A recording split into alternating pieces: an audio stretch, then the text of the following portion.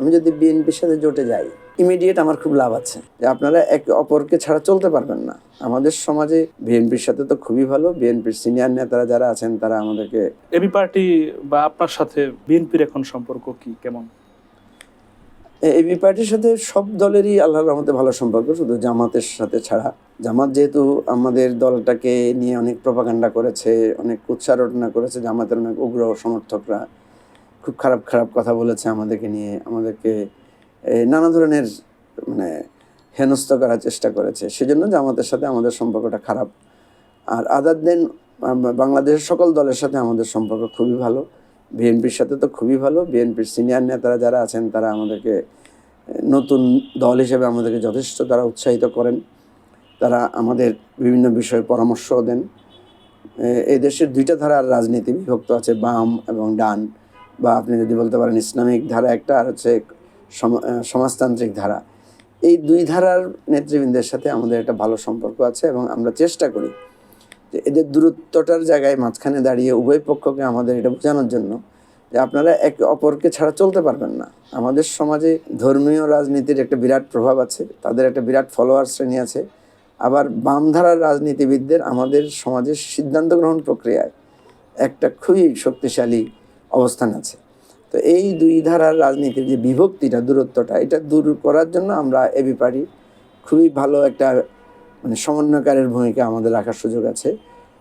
তো আমি মনে করি যে এটা আমাদের একটা বিরাট স্ট্রেংথ। আমাদের জোটের কথা যদি আসে, আপনারা কি বিএনপির সাথে জোটে যাবেন নাকি এককভাবে নির্বাচনে যাবেন? অনেকে তো এখন একক, আবার কেউ সংখ্যানুপাতিক নির্বাচনের কথাও বলছে।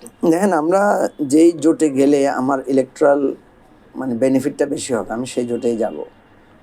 পাশাপাশি আবার আমাকে এটাও ভাবতে হবে যে আমাদের ফিউচার পলিটিক্সের একটা জিনিস ভাবতে হবে। আমি যদি বিএনপির সাথে জোটে যাই, ইমিডিয়েট আমার খুব লাভ আছে, কারণ বিএনপি পাওয়ারে যাবে, বিএনপি পাওয়ারে যাওয়ার মতো দল, এরকম একটা পারসেপশান সমাজে প্রিভেল করছে। আর ইন দ্য মিন টাইম আমি যদি মনে করি যে বিএনপির সাথে গেলে লোকেরা হয়তো আমাকে মনে করবে যে আমি একটা ট্রেডিশনাল পলিটিক্যাল, কারণ আমি যদি বিএনপিকেই সঠিক অল্টারনেটিভ মনে করতাম তাহলে তো আমি বিএনপিতে জয়েন করতে পারতাম, আমার নতুন করে রাজনৈতিক দল করার তো প্রয়োজন হচ্ছিল না। তো সেজন্য এটার একটা স্ট্রেংথ আছে, এটার আবার একটা উইকনেস আছে। স্ট্রেংথ হচ্ছে আমি খুব দ্রুত বিএনপির সাথে গেলে একটা বিশাল পপুলার জনবলের সাথে আমার ইন্টারাকশান হবে এবং তাদের সাপোর্ট বেজ আমার একটা অপরচুনিটি তৈরি করবে।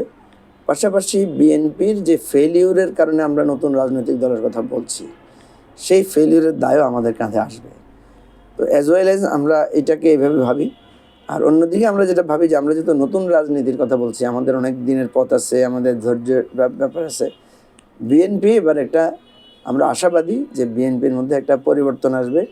তারা যদি রাষ্ট্র পরিচালনার ক্ষমতার দায়িত্ব পান, তাহলে তারা যে 31 দফা সংস্কার প্রস্তাব দিয়েছেন সেটার আলোকে তারা নতুন করে দেশটাকে গড়ার চেষ্টা করবেন। তো এই জায়গায় আমরা একটা দায়িত্বশীল বিরোধী দলের ভূমিকা রাখারও একটা আমাদের স্কোপ তৈরি হবে। কারণ বিএনপি তো বলছে গণতান্ত্রিক চর্চাকে তারা সমুন্নত রাখবে, মত প্রকাশের স্বাধীনতাকে তারা সমুন্নত করবে, ডেমোক্রেটিক প্রসেসটাকে তারা ফলো করবে। তো এটা যদি হয় তাহলে এই সুযোগটা আমরা গ্রহণ করব এবং সংসদের রাজপথে উভয় জায়গাতেই একটা দায়িত্বশীল বিরোধী দল আকারে আমাদের পারফর্ম করার একটা সুযোগ আছে। তো সেজন্য আমরা এই দুইটাকে আমরা কম্পেয়ার করে আমরা আমাদের পলিটিক্যাল ডিসিশন নিব। তো সেক্ষেত্রে আমরা প্রেফার করব বিএনপির জোটে না যাওয়ার জন্য। যদি আদার্স কোনো জোট আমরা তৈরি করতে পারি, অ্যালায়েন্স তৈরি করা যায়, এটা বিকল্প জোট হিসেবে, সেদিকে আমাদের আগ্রহটা বেশি।